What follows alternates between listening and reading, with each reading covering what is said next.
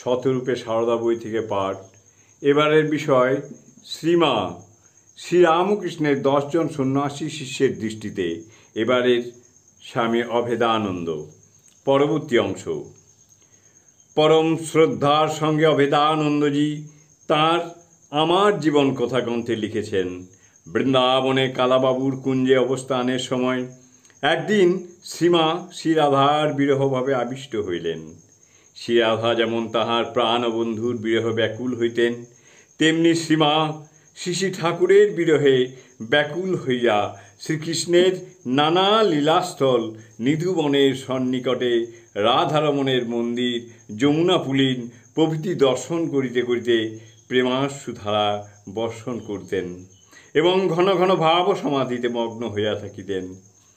বৃন্দাবন থেকে কলকাতায় ফেরার পথে তাকে মাস্টার মশাইয়ের স্ত্রী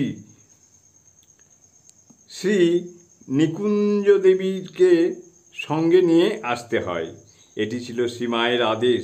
অভেদানন্দজি প্রথমেই নিজেকে একটু বিপন্ন বোধ করেছিলেন, কারণ নিকুঞ্জদেবীর স্নায়বিক দুর্বলতা ছিল। কিন্তু পরক্ষণেই তিনি বিচার করেন, মায়ের আদেশ অমান্য করা আমার কি সাধ্য। সঙ্গে সঙ্গে একথাও ভাবেন যে শ্রীমায়ের আশীর্বাদে কোনো বিঘ্ন উপস্থিত হবে না।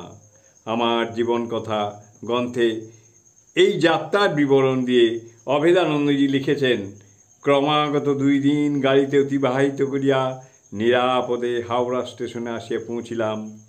আমিও আশ্বস্ত হইলাম এবং বুঝিলাম যে সমস্তই শ্রীমা ও শ্রী শ্রী ঠাকুরের কৃপা। তাহাদিগের উপর সম্পূর্ণ নির্ভর করিলে তাহারা সমস্ত ভয় ও বিপদ হইতে সন্তানকে রক্ষা করেন।